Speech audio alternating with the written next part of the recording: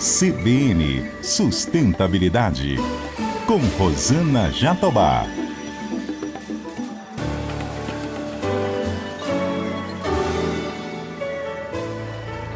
Oi, pessoal, tudo bem? O CBN Sustentabilidade de hoje aborda a agenda ESG no setor de embalagens de vidro.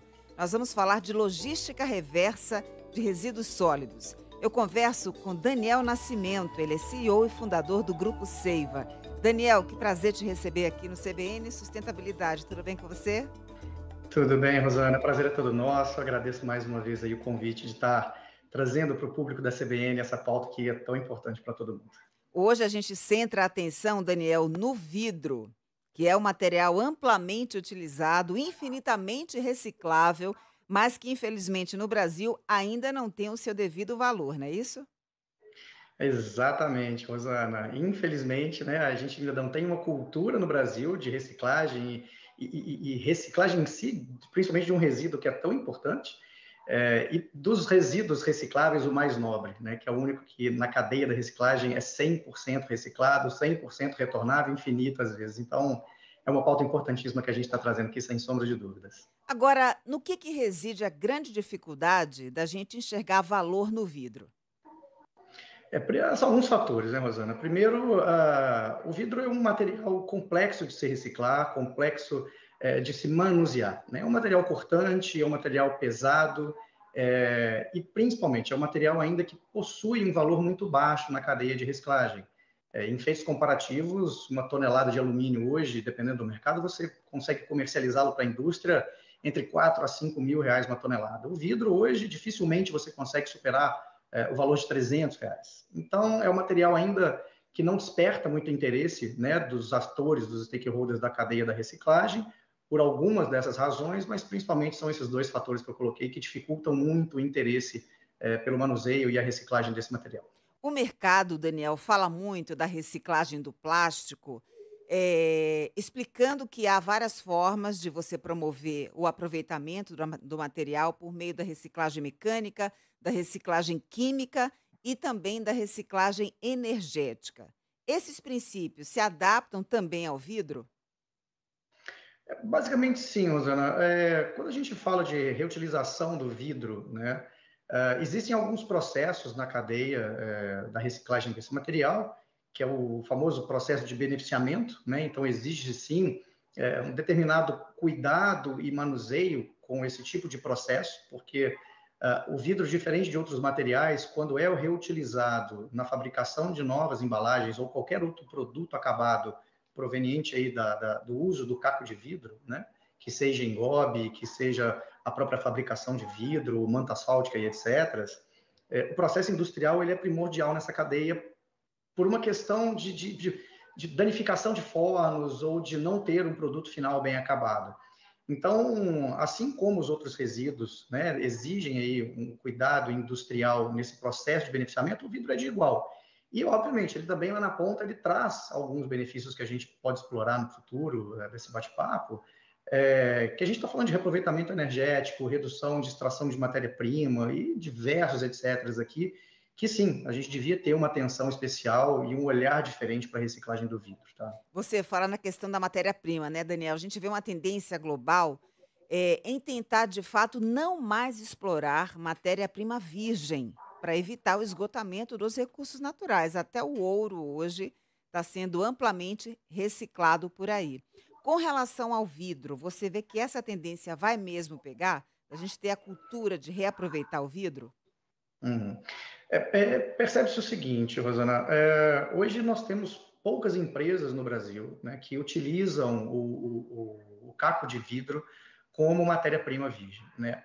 Apesar dessas empresas terem hoje uma demanda reprimida e que o mercado nacional, infelizmente, não consegue atender, que é supri-los, né, da commodity, vamos chamar assim, essa matéria-prima reciclada, eu acho que o carro-chefe que dita a tendência para esse mercado são sim essas indústrias, né?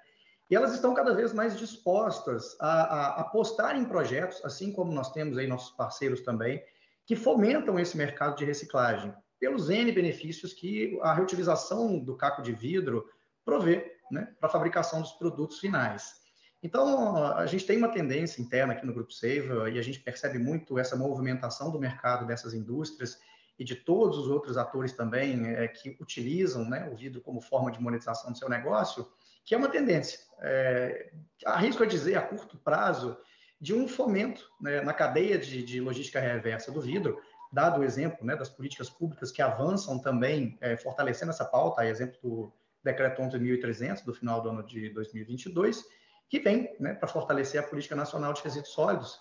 Então, acho que não só por parte do Grupo Seiva, mas de toda a cadeia de logística reversa que manuseiam o vidro, há sim uma aposta e uma identificação de que a gente vai ter algum movimento a curto prazo que vai fomentar todos os atores e os envolvimentos na cadeia de reciclagem do vidro, sem sombra de dúvidas. Agora, quando a gente imagina assim uma garrafa de vidro, o que é mais inteligente do ponto de vista da sustentabilidade? Triturar essa garrafa para utilizar ali aquela substância, aquele pó, para reinserir na cadeia produtiva ou reaproveitar aquela garrafa, dando uma lavagem nela, enfim, se utilizando aí de vários métodos para reinseri-la também na cadeia? Uhum. Isso é uma pergunta muito complexa de responder, Hum. porque perceba que você tem que analisar de ponto de vista macroeconômico, microeconômico, logística reversa, que vai da extração da matéria-prima até a possibilidade de reutilizar esse resíduo. Então, uma das nossas máquinas, inclusive a Forglass, né, começa com o numeral 4R, é justamente para a gente pensar, que é o reciclar, o repensar, reutilizar ou reduzir. Então, quando a gente fala de uma análise, se vale mais a pena quebrar essa garrafa para reutilizá-la como matéria-prima, ou se a gente pode reutilizar a garrafa em si, alguns fatores devem ser analisados. Tá? Então, por exemplo, se a gente usa hoje o caco de vidro de uma forma que nós temos otimização logística para que esse material chegue até as indústrias, para utilizar este material como matéria-prima, você tem alguns fatores relevantes para uma análise se é viável ou não. Por exemplo, quanto vai reduzir de extração de matéria-prima virgem se eu utilizo o caco de vidro? Né? Para cada tonelada de vidro utilizado na reciclagem, a gente economiza 1,2 tonelada de matéria-prima virgem. Utilizando o caco de vidro, a gente reduz o consumo de energia de um forno. Então, tem N fatores que, por um lado, a gente vive num país continental, então acredito que a logística reversa ela é preponderante para essa tomada de decisão.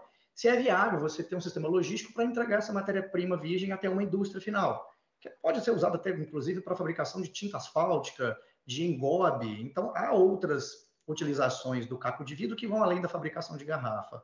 Agora, por outro lado, quando você fala de utilização das embalagens, da reutilização, né? Ou seja, não quebrá-la, mas usar essa garrafa de novo, reinserindo ela no ciclo de logística reversa, a gente acredita que também há suas vantagens, né? Porque você vai ter um processo de paracetização, de limpeza, você pode reutilizar essas garrafas algumas vezes, e isso, inclusive, é a maior parte do mercado, né? Ela reutiliza e não usa como matéria-prima, que eu acredito que há sim, né, as suas análises de viabilidade, não só financeiras, econômicas, mas logísticas também, que a gente tem sim duas saídas para esse material. Né? Acho que você está aqui, tem uma cervejaria hoje, o Grupo Heineken, que já está utilizando, né, criando as garrafas de long neck que vão passar a ser retornáveis. Então, perceba que há um movimento que há algumas vantagens em se utilizar o caco de vidro, quebrando, né, e beneficiando esse material, como também a vantagem da reutilização da garrafa. Então, acho que ainda é uma pergunta que existem fatores para serem analisados, que vai depender, né, do nicho de mercado, do modelo de negócio de cada empresa, em definir qual é a sua melhor estratégia. Bem, eu sinto que você, Daniel, é um otimista com relação ao avanço, né, da reciclagem do vidro aqui no Brasil. Mas a gente nota que há uma certa miopia por parte dos empresários sobre o potencial transformador da circularidade dos resíduos em geral no Brasil. Pouco se investe, por exemplo, em reaproveitamento energético dos resíduos. Bem diferente do que acontece na Suíça, por exemplo, que aproveita 99% dos seus resíduos, eles conseguem eliminar todo o lixo, fazendo aproveitamento energético, e ainda o país compra resíduos de países vizinhos. tamanha a visão, né, de que aquele material pode gerar renda, gerar emprego para todo mundo. Como é que a gente pode ir nesse caminho, ampliando o escopo do potencial do vidro aqui no país? Uhum. Perceba só, Rosana, quando a gente fala de a utilização, né, do resíduo como energia ou qualquer outra utilização que o reciclado possa gerar, que gere um bem social, tá? A gente tem que trabalhar muito, ao nosso ponto de vista, a cultura, né, da sua população. Quando nós trazemos os nossos projetos para os nossos clientes, e a gente sempre pensa de uma forma disruptiva de como levar isso até a ponta, o Grupo Save hoje se posiciona como um B2B2C. Então, a gente quer prover para o nosso cliente soluções que atinjam o seu consumidor final, mas que, principalmente, gerem nesse consumidor final uma mudança comportamental. Então, quando nós instalamos, por exemplo, máquinas de reciclagem de vidro, e que possuem algum sistema de engajamento social que gere ali um cashback ou um desconto na compra de algum produto, ou enfim, qualquer tipo de premiação, o objetivo final, né, que a gente identifica com mais de 65% nas pesquisas que a gente faz internas com os nossos clientes, eles não estão interessados no benefício financeiro, e sim no benefício socioambiental que os projetos nossos impactam na sociedade. Então, o objetivo, quando a gente implementa algum projeto, é justamente trabalhar essa mudança comportamental micro-regionalizada. Então, a título de exemplo, quando nós instalamos máquinas de reciclagem em redes de supermercados pelo país, nós buscamos condomínios residenciais que não estão a mais de 1 quilômetro de distância desses PDVs, e nós instalamos essas máquinas dentro do condomínio. E durante o período que esse equipamento está lá dentro, gerando qualquer tipo de engajamento social, nós fazemos campanhas de mudança comportamental, para que as pessoas consigam enxergar o benefício que elas fazem como protagonista dos nossos projetos com relação à reciclagem ao meio ambiente, né? Então, essas modificações que a gente faz no dia a dia, no cotidiano das pessoas, nós acreditamos que a gente consegue trazer uma visão diferente para com a reciclagem do vidro, assim como a gente tem de alumínio. Eu costumo brincar que lá em casa, quando a gente faz algum churrasco, a gente acaba comprando alumínio, e de uma forma muito intangível e muito intrínseca, eu faço a reciclagem do alumínio. Eu guardo a latinha de alumínio num saco, mas eu não vendo, eu não monetizo aquilo para mim, mas eu guardo. E isso é uma cultura que foi colocada na cabeça do brasileiro há muitas décadas. E isso já é uma coisa natural do nosso comportamento. Então, por que não trabalhar isso também com vidro, né? Então, respondendo um pouco a tua pergunta de forma objetiva, a gente acredita que se a gente muda, né, a gente trabalha a mudança comportamental, implementando no cotidiano das pessoas essa nova visão e essa mudança de mindset com relação à reciclagem do vidro, obviamente iniciando com algum projeto de engajamento social, porque a gente precisa sim incentivar as pessoas, a gente acaba ganhando lá na ponta, né, de uma forma muito pequena, não só os projetos da Seiva, como projetos de outras empresas, outras startups também que apostam um pouco nessa mudança comportamental, que lá na frente, quando a gente começar a medir esses impactos, a gente vai perceber que houve um aumento no volume do vidro reciclado nessas regiões onde a gente e as outras empresas atuam e que, consequentemente, você começa a ter ganhos energéticos, ganhos ambientais, redução de matéria-prima, e aí sim, a gente efetivamente tem um resultado na redução dos impactos ambientais, né? Então, acho que o caminho é esse. Esse volume que porventura venha dessa conscientização do consumidor, é determinante para a indústria ou esse tipo de iniciativa voltada para o consumidor é mais reforço de marca, mais preocupação com a reputação? Um pouco dos dois, porque perceba o seguinte, quando nós trabalhamos o projeto das máquinas for Glass, são máquinas, são IoTs, tá? Máquinas com inteligência artificial, que tem um papel fundamental na mudança comportamental das pessoas, tá?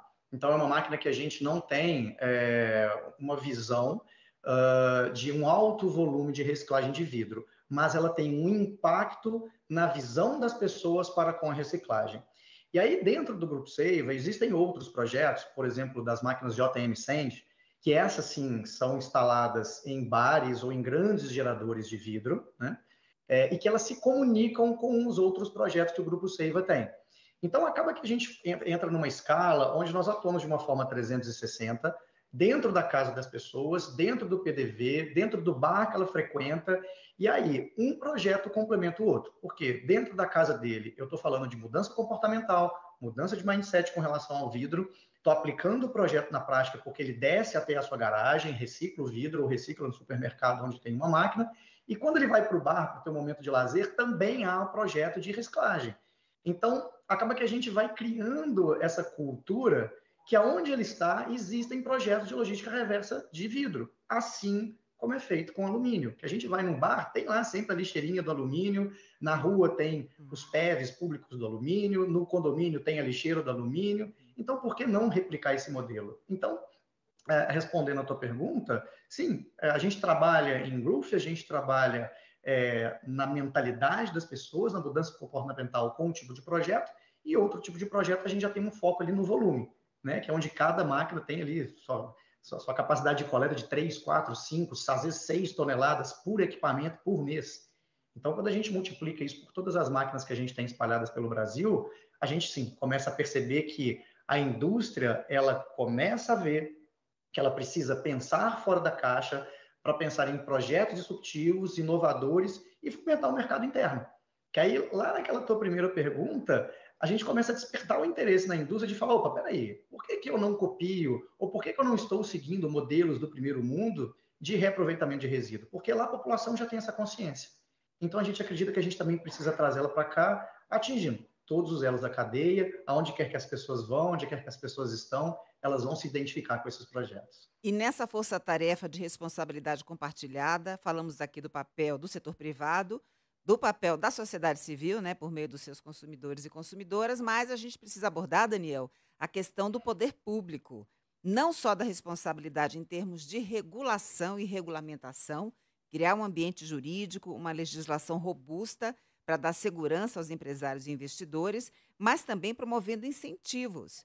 Por exemplo, a cadeia do alumínio não precisa de mais incentivo nenhum, mas vidro e plástico, por exemplo, necessitam, né? Os players reclamam que o sistema tributário aplicável a essas matérias-primas é inviável. De novo, Rosana, o vidro hoje, um dos grandes não atrativos de se trabalhar com esse material é pelo baixo valor, né, de compra por parte das indústrias ou atravessadores, e também pelo custo logístico que você tem por trabalharmos hoje num país continental, e principalmente pela falta de incentivo do poder público quando a gente fala de tributação, né? Hoje, para você ter uma noção, o fato de você trazer uma garrafa inteira e quebrá-la, né, para você otimizar o seu transporte, isso é encarado pelo poder público como industrialização. Então, nós somos classificados como indústria e tributados como uma indústria. E não só isso, mas também o fato da gente estar comercializando um resíduo que já foi tributado em toda a sua cadeia de criação desse produto, quando a gente reinsere ele na cadeia da reciclagem, que você vai reaproveitar esse material como matéria-prima, os impostos, a cadeia de impostos são as mesmas, né? Então, acaba também tendo um peso tributário muito grande para quem quer trabalhar com resíduo. Então, como a margem é muito pequena, quando a gente fala de ter uma indústria de beneficiamento de vidro, de reciclagem, que seja o simples fato de quebrar a garrafa para poder vender, para ter otimização logística e nada mais do que isso, os enquadramentos tributários hoje tornam esse tipo de negócio quase que impossível, né, para qualquer novo empreendedor ou quem queira trabalhar com esse resíduo e criar centros de reciclagem em suas cidades. Então, sim, acho que a gente tinha que ter uma atenção especial do poder público quanto a isso. Muita coisa já se evoluiu dos últimos anos para cá, né, através dos decretos de logística reversa, agora especialistas focados, né, na verdade, em logística reversa do vidro em si, o fortalecimento da política nacional de resíduos sólidos e, principalmente, né, fomentar o terceiro setor, que eu acho que hoje é um papel fundamental que a gente tem. São pessoas que estão engajadas não só na causa, mas que se utilizam disso como forma de negócio, né, que são as cooperativas de reciclagem, e é um elo importante da cadeia, que eu acho que se a gente tiver mais investimentos do poder público para facilitar as entradas desse público no mercado de reciclagem de vidro, com certeza, acho que nos próximos anos a gente tem muito a melhorar e muito a crescer também. Você tocou num ponto crucial, que é uma grande crítica, né, que é o seguinte: embora a gente tenha uma política nacional dos resíduos sólidos, com um plano que foi implementado recentemente, trazendo diretrizes, trazendo normas, inclusive disciplinando que a gente precisa reaproveitar os resíduos em 48% até o ano de 2040. O fato é que o Plano Nacional não contempla devidamente esses profissionais da reciclagem. Essa é uma grande queixa que se faz. Você concorda? 100%, 100%. Eu acho que o papel dos catadores hoje, eles são fundamentais para a cadeia, porque é o elo que está na ponta, né? Eu acho que é uma parcela da sociedade hoje mais vulnerável. Infelizmente, não há incentivos para que as cooperativas ou os movimentos nacionais dos catadores consigam se profissionalizar ao ponto de disputarem de forma igualitária o mercado, né? E principalmente se posicionarem como os principais, né, os protagonistas na questão da reciclagem do vidro. Tá? Eu acho que quanto ao alumínio, plástico, papelão, existe sim seus pontos ainda que precisam ser melhorados, mas eu acho que eles já estão consolidados de certa forma e já estão ali em velocidade de cruzeiro. Mas quando a gente fala do vidro, essa falta de incentivo no terceiro setor, de novo, que é quem está na ponta, né, quem é que recebe o resíduo do poder público, às vezes até da população, a falta de políticas públicas que profissionalizem os profissionais da reciclagem traz, de certa forma, um desincentivo. Então, a gente que é empreendedor aqui, que também está ali do lado dos catadores, trabalhando às vezes juntos, a gente sente esses impactos, porque às vezes a gente pode fortalecer os catadores ou pode fortalecer os nossos próprios negócios também, que por si só fortalece toda a cadeia, né, que vai desde o consumidor final até a indústria, mas que essa falta de políticas públicas, sim, ela traz um desincentivo e muitas das vezes leva os catadores a optarem pela não comercialização ou não trabalharem com resíduo, o que, Exatamente. consequentemente, também leva os empresários a seguirem a mesma tendência. Então, se a gente vai para uma cidade que, de certa forma, você tem algum desincentivo com o poder público para com a reciclagem para os catadores, a gente também, às vezes, se desincentiva a se perguntar por que eu vou trabalhar com esse resíduo em determinada localidade. Então, isso reflete, basicamente, do porquê que as indústrias hoje importam, né, o caco de vidro de outros países para utilizar, sendo que a gente tem matéria-prima nobre, virgem e indo para o aterro sanitário. Não, essa informação é de lascar, né? Sabendo que a gente está aqui com a faca e o queijo na mão, mas não tem, de fato, uma política abrangente, né, correlacionada, integrada, para a gente fazer o melhor aproveitamento do vidro. E os catadores, né, Daniel, são a solução, inclusive para o poder público, porque desafoga o trabalho das prefeituras. Acaba. Assim, o catador ele faz o papel que a prefeitura muitas vezes não consegue fazer. Uhum. Eu acho que, assim como as startups, eu costumo dizer que os catadores são as startups, os empreendedores sociais, né? Eu ia falar que as startups sociais, porque eles têm a mesma agilidade de empreendedorismo que uma startup tem, que um microempreendedor tem. Então, acaba que a gente consegue ser mais ágil que o poder público ou que grandes multinacionais têm seus processos burocratizados. A gente consegue se movimentar muito rápido e ser muito resiliente também com qualquer tipo de mudança mercadológica ou microeconômica, ou macroeconômica que a gente possa sofrer. Mas, de novo, pela falta de incentivo, principalmente quando a gente fala em tributação, modelos tributários que às vezes também recaem, né, sobre as cooperativas, que a gente se pergunta, puxa, será que a gente não vai ter nenhuma movimentação do governo, por mais que esteja avançando em classificação dos atores, responsabilidades e tudo mais, que acho que isso é importante, tem que continuar, porque fortalece a cadeia, começa a definir os seus papéis e responsabilidades, mas de forma efetiva, quem está ali na ponta, que precisa, ali no finalzinho do mês, né, fechar sua planilha para ter uma rentabilidade para conseguir sustentar de forma sadia o teu negócio, acaba não tendo esse retorno do governo. Né? Então, a cooperativa, por estar cumprindo esse papel público, eu acho que não só ela, mas os empreendedores, a gente precisa sim, Rosana, esperar resultados melhores desse governo quando a gente fala principalmente em tributação.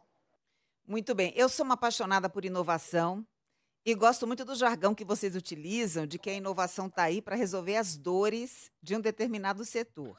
No caso de vocês, queria que você contasse para a gente a quantas anda a inovação aí na Seiva, citando inclusive um exemplo, que é esse programa de inteligência artificial que vocês têm, que é capaz de triturar o resíduo diretamente no local onde ele foi adquirido, um supermercado, por exemplo. Isso resolve, pelo menos, a questão da logística, né, Daniel? Ali mesmo você deixa o vidro, não precisa se preocupar com toda essa movimentação, com esse deslocamento do material. Sim.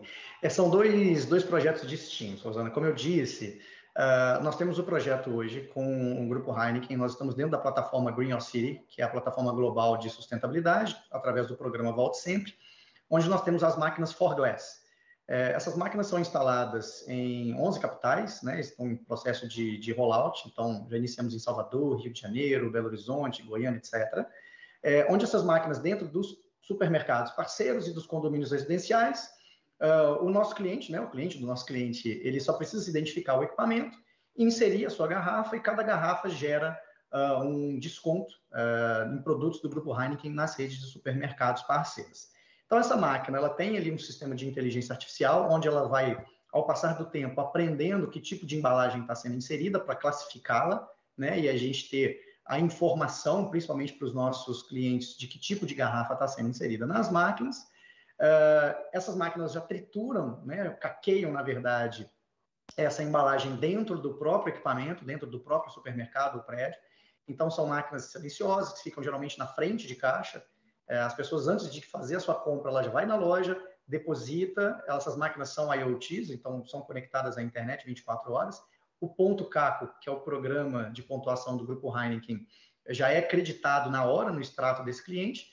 E no final de sua compra, né, caso ele compre algum produto elegível, ele já tem o seu desconto. Então, nisso a gente tem uma otimização logística muito grande, porque a gente acaba coletando as garrafas já quebradas, é um material que já vai limpo.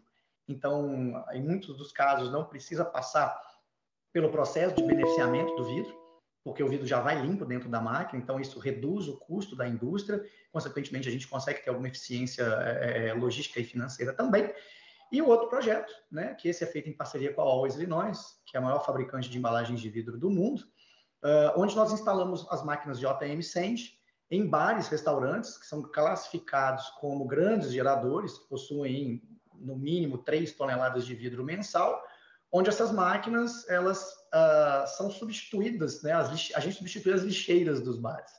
Então, ao invés dos garçons, do próprio público descartar, né, suas embalagens de vidro no lixo, eles descartam essas embalagens nas máquinas. E também essas máquinas possuem o poder de triturar essas garrafas já no bar. Então, a gente acaba gerando uma série de economias para esse grande gerador. A maior delas, sem sombra de dúvidas, é em sacos de lixo. Então, a gente tem casos aqui que os bares usavam 1 milheiro de sacos de lixo por mês. Eles passaram 4 milheiros, eles passaram a utilizar 1. É uma economia de mais ou menos de R$2.000 a R$2.500 por mês só em saco de lixo, fora as outras economias. E, claro, a otimização logística, né? Então, ao invés da gente passar lá no bar recolhendo 60 sacos de lixo misturado com resíduos orgânicos sólidos, a gente recolhe uma bombona de 50 centímetros, que eu tenho ali 400 garrafas trituradas e, de novo, material praticamente limpo. Então, a gente reduz o risco de multas para esse bar, a gente reduz o custo logístico de saco de lixo, de armazenamento de material em galpão, enfim. Então, são projetos que a gente trouxe, né, a inovação, a gente pensou de forma disruptiva, como que a gente otimiza o sistema logístico brasileiro, como que a gente reduz os custos para viabilizar todas as camadas e, principalmente, de novo, Rosana, um desses projetos, a gente tem as cooperativas como parceiras, onde todo o material coletado nas máquinas são doados para as cooperativas, como forma de fortalecer o emprego, a renda, né? E principalmente os impactos sociais e ambientais que a gente consegue otimizar e maximizar, né? Desse terceiro setor aí que, sem sombra de dúvidas, é um grande parceiro que a gente tem. Então, quando a gente recebe ligações de clientes, e muitas vezes a gente faz até grandes eventos também, a título do último samba do ano, que foi aqui em Belo Horizonte, para quase 70 mil pessoas, a gente costuma falar que, não, nós não temos produtos de caixinha, de prateleira. A gente sempre vai construir um programa, um projeto a 4 mãos, porque, sim, a gente tem que pensar de forma diferente, fora da caixa, se a gente quer mudar o sistema de coleta nacional. Porque fazer mais do mesmo, a gente vai continuar na mesma seara, sem modificar qualquer tipo de otimização. Agora, a título de curiosidade, o que é que vocês fazem com esse vidro triturado? Qual é a destinação? Sim, sim. Todo vidro triturado nas máquinas, eles possuem um sistema, primeiro, que é muito importante, Rosana, de rastreamento, tá? Então, todo material que é inserido em todas as máquinas, a gente sabe para onde que esse material está indo, tá? Então, isso é muito importante. Segundo, que quando esse vidro ele é triturado, através das cooperativas que são parceiras ou de equipe própria do Grupo Seiva, esse vidro é reinserido na cadeia de reciclagem e hoje todo o material vai para as plantas da Always Illinois, que é a nossa parceira com relação à reciclagem. Então, esse vidro é recebido pela Oi, que, por sua vez, utiliza como matéria-prima na fabricação de novas garrafas e embalagens para os seus clientes. É um material incrível. Eu me lembrei agora de Murano, na Itália, dei um pulo lá e vi lá nas oficinas eles confeccionando ali o vidro, né, os vasos. Isso vocês ainda não fazem, né, Daniel? Ainda não. Deveríamos fazer.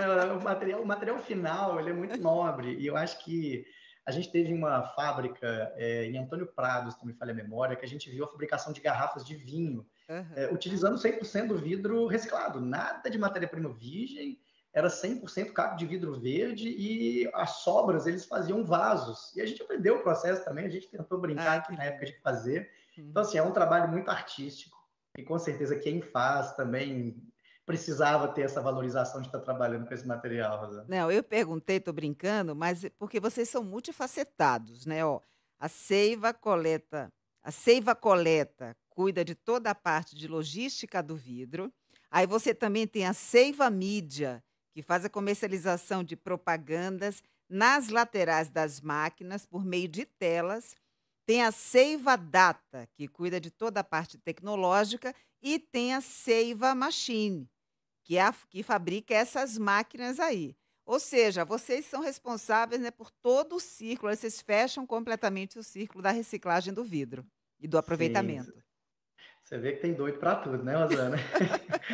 Mas brincadeira à parte, eu acho que quando a gente decidiu, né, estruturar o Grupo Seiva dessa forma, eu acho que o principal motivo foi porque a gente buscou uma maneira de criar um negócio que seja sustentável financeiramente a longo prazo.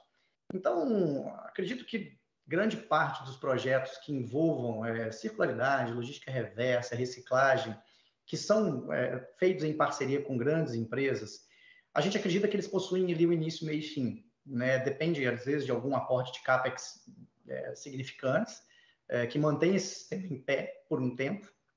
E sobreviver no Brasil de resíduo é muito difícil, sabe? Como eu falei, o custo logístico, as tributações, as imposições colocadas pelo poder público e etc., que viver do resíduo, de qualquer tipo de projeto de sustentabilidade, é um negócio muito arriscado. Então, quando a gente estruturou o Grupo Seiva dessa forma, nós buscamos maneiras de criar outras verticais de monetização do nosso negócio que não dependam exclusivamente do resíduo. Tá? Apesar dele ter, sim, uma boa parcela, né, de participação na nossa monetização, mas acaba que a gente tem outras saídas ali pela tangente. Então, se a gente está dentro de supermercados e a gente leva essa visão para os supermercados que são nossos parceiros, de que, olha, a gente vai ter uma máquina, a gente vai criar uma mudança cultural nos teus clientes, vai trazer os benefícios X, Y, Z, mas a gente precisa também sobreviver de uma certa forma para manter esse projeto funcionando. E qual é? Deixa a gente comercializar a mídia out of home dentro do supermercado, que é um ponto interessante. Existe todo um compliance, uma governança para não confrontar com os interesses dos stakeholders do projeto, mas a gente consegue monetizar de alguma forma. E quando a gente leva isso para a Seiva Data, a gente está falando ali de basicamente aplicar tecnologia ao nosso negócio, é onde a gente tem o principal pilar hoje, né? Porque quando a gente fala de inovação, de pensar disruptivo, ser uma empresa que pensa fora da caixa, a tecnologia ela é o carro principal. Ela é o fator preponderante para que o negócio funcione. Então, a gente está falando de aplicativo, de tecnologia, de dados, né, de análise governamental, comportamental do nosso público, até para a gente poder também otimizar a parte da Seiva Coleta. Então, hoje, através das máquinas de supermercados, através de uma análise de comportamento dos clientes, a gente sabe quais são os dias da semana que as máquinas são mais utilizadas. Então, com isso, eu consigo criar algum tipo de campanha, ou eu consigo preparar o meu time de campo para eu ter uma otimização logística e ter um uptime de equipamento. Então, a tecnologia ela permite manter tudo de pé, entregue dentro dos SLAs, criar projetos e programas, né, personalizados para os clientes quando trazem para a gente a demanda. E, por fim, a Seiva Machine, que eu acho que essa é a cereja do bolo, que a gente não depende hoje de importação de equipamentos industrializados, né, que a gente não tem a liberdade de criar e transformar. Então, quando a gente começou Lá em 2015, 2016, mais ou menos, com pesquisa e desenvolvimento em máquinas autônomas, esse interesse de ter a patente, as criações serem nossas, é justamente para a gente poder, sim, levar para os clientes a customização, a personalização, né, dos projetos que eles nos trazem. Então, quando a gente recebe demanda aqui, a gente nunca recebe nada pronto. Falou, Daniel, putz, eu tenho essa dor. O que eu faço? Falei, vem cá, senta aqui, vamos montar um projeto junto, porque eu quero uma máquina quadrada, deitada, redonda, não tem problema. A gente vai fazer e tecnologia a gente vai embarcar do jeito que você quiser. Pois Então, é, você fala de tecnologia, né, como um pilar essencial e que vai lastrear a inovação. Mas inovação, acima de tudo, é sobre pessoas, né, Daniel? Qual é a sua com certeza. receita para vocês conseguirem ter um negócio como esse, extremamente inovador, exitoso? A gente não tem os números aqui, mas a gente sabe que é uma empresa que vem crescendo muito, né, apresentando grandes resultados. É, acima de tudo, Rosana, a gente tem uma cultura muito forte dentro do Grupo Seiva de que CNPJs são formados por CPFs. E a gente aqui lidera muito pelo exemplo. Nada adianta se a gente tem mentalidades disruptivas, tecnologia, patente de máquina, eficiência logística, etc., se a gente não tem na ponta quem cuide do negócio como se fosse dono. Então, uma cultura que a gente sempre reforça internamente é de pensar como dono, agir como um empreendedor e como dono do negócio. E quando a gente traz isso para a prática mesmo, às vezes fica parecendo um discurso piegas, que é muito bonito de falar aqui numa entrevista, mas quando a gente leva isso para a prática, a gente percebe um movimento e um carinho de todo o time da Seiva que vai desde a pessoa que faz a coleta do vidro, que às vezes é um parceiro nosso também, que tem que seguir algumas regras de compliance. Eu costumo brincar que quando nós éramos indústria, a gente atuava com uma ONG de refugiados de guerra da Síria. E esses refugiados, eles chegavam aqui no Brasil completamente despreparados, mas com um caráter e uma personalidade tão marcante que o técnico a gente ensinava depois. E era legal que eles falavam 5 línguas na época, né? Eles falavam português, inglês, espanhol, francês e a língua nativa do país deles. E a gente sempre teve para nós que, primeiro, postura, uniforme limpo, saber se comportar, saber tratar com o cliente, porque a gente quer desvincular lixo de material reciclado. A gente não trabalha com lixo. Então, quando a gente chega num cliente para fazer coleta de vidro, tanto nossos parceiros como o nosso próprio time, a gente preza muito a postura dessa pessoa, como ele se comporta, como ele se veste, como ele trata os equipamentos. Então, se eu tenho hoje um problema numa máquina, lá em Salvador, eu tenho um time local que, independentemente do horário, né, ele vai querer lá resolver o problema do cliente, porque ele sabe que aquilo vai impactar no dia a dia dele, vai impactar no negócio dele, vai impactar na marca dele. Então, eu acho que tratar as pessoas de forma igualitária, com uma cultura forte, de todo mundo pensar como dono e a gente liderar pelo exemplo, é que a gente consegue ter essas otimizações logísticas, a gente consegue pensar fora da caixa. Muitas ideias que a gente tem hoje, elas partem dos próprios profissionais que vivem o dia a dia, né? Então a gente fala, Daniel, putz, se mudar isso daqui na máquina vai ficar melhor. Vamos lá, implementa, vê, dá certo, bonifica o cara. Então, isso pra gente é muito gostoso, que a gente trabalha aqui como, vamos falar como uma família, mas a gente trabalha aqui como se todo mundo fosse dono do negócio, como se todo mundo fosse sócio, e acho que a coisa ela flui de uma forma muito natural dessa maneira. Engajamento dos colaboradores.